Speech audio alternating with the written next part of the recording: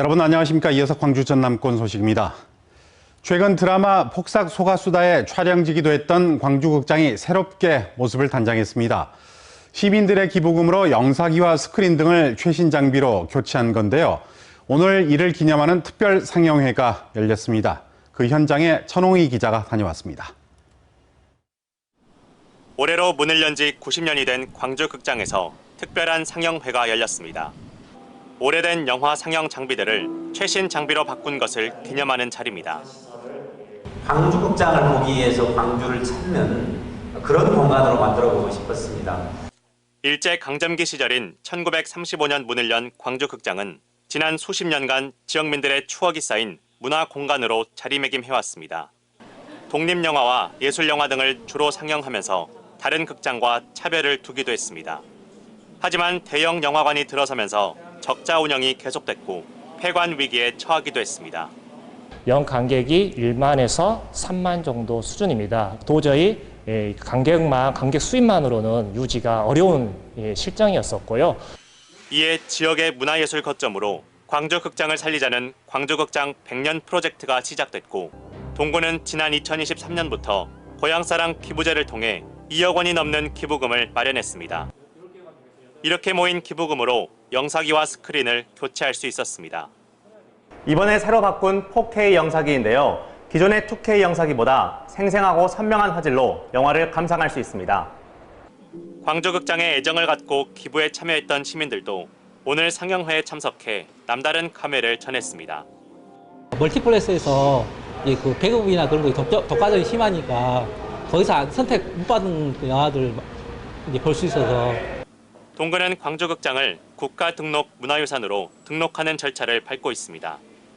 광주극장 4K 특별 상영회는 다음 달 6일까지 이어집니다. MBC 뉴스 천홍희입니다. 무더운 날씨가 이어지면서 광주와 전남 전역에 폭염특보가 내려졌습니다. 광주지방기상청에 따르면 오늘 낮 최고 기온은 곡성 37.3도, 구례 35.3도, 광주 34.3도로 광주와 전남 대부분 지역에서 33도를 웃돌았습니다. 기상청은 밤사이 기온이 25도 이상 오르는 열대야 현상도 일부 지역에서 당분간 지속될 것으로 보고 있습니다. 무한반도 1단계 통합의 출발점인 목포신안 통합 논의가 양 시장 군수 낙마로 실종된 상태입니다. 내년 지방선거에서 통합 시군 출범은 거의 불가능해 보이는데 무한반도 통합 문제에 전라남도가 더 이상 뒷짐만 져서는 안 된다는 목소리가 나오고 있습니다. 김윤 기자가 취재했습니다. 광주시와 전남도 무안군 사이 20년가량 해묵은 과제인 광주 민간 군공항 이전 문제를 논의했던 이재명 대통령의 호남 타운홀 미팅. 기초와 광역단체장을 두루 경험한 이 대통령은 갈등의 원인을 불신으로 진단하고 현장에서 즉석 해결책도 제시했습니다. 무안군이 사업자로 참여하면 제일 확실하지. 그렇잖아요. 그 길을 열어주면 되잖아요. 쉽게 말해서 금고 관리를 무안군에도 맡겨버리면 되죠. 간담회 이후 하루 만에 대통령 직속으로 TF가 꾸려지고 광주 민간 군공항 이전은 조속히 해결될 전망. 무한반도 30년 수건 과제인 통합 문제와 이를 비교하면 상위 자치단체인 전라남도의 역할은 전무한 실정입니다. 전남도 내 지역 간 불균형이 심화되면서 무한반도 통합은 전남의 핵심 현안으로 부상하고 있지만 전남도는 아무런 대책도 대안도 제시하지 않고 있습니다. 반면 전북 김관영 지사는 완주군 정치권의 극렬한 반대를 무릅쓰고 전주시와 완주군 통합에 본인이 직접 나서는 모습은 아주 대조적입니다.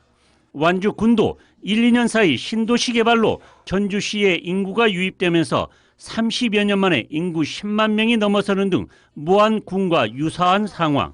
철저하게 완주군에 어떻게 이익이 되는지 경제적인 논리에 근거해서 합리적인 판단을 할 수 있어야 한다고 생각합니다. 따라서 전라남도도 더 이상 기초지자체에만 이 문제를 맡기지 말고 좀 더 적극적인 태도를 보여야 한다는 목소리가 나오고 있습니다. 또 행정 절차라든지 또 법 제도에 어떤 조정을 필요한 중앙정부와의 어떤 조정 역할도 필요하고 또 한편으로 가장 중요한 것은 촉진자의 역할을 좀 해야 됩니다. 이와 함께 새 정부도 행정 통합 지역에 대한 인센티브를 강화하는 방식의 통합 유도 필요성도 제기되고 있습니다. 또한 무안과 신안을 중심으로 내년 지방선거에서 통합 지지 후보를 선출하려는 주민 여론 형성도 중요하다는 지적입니다. MBC 뉴스 김윤희입니다. 본격적인 여름철로 접어들면서 순천 월등면 일대에서는 지역 대표 특산물인 복숭아 출하가 시작됐습니다. 지난해 기승을 부렸던 탄저병은 다행히 잠잠한 상태지만 가격 하락과 냉매 피해로 인해 올해도 농민들의 걱정이 만만치가 않습니다. 문영철 기자입니다. 푸른 나뭇잎 사이로 탐스럽게 익은 복숭아가 분홍빛 자태를 뽐냅니다. 무더운 날씨에도 농민들은 열매를 하나하나 정성스럽게 수확합니다. 5시에 기상해서 아침 먹고 한 6시부터 시작해서 일손이 워낙 바쁘다 보니까 저희들 일가 친척들 다 오셔가지고 거두어주고 있습니다.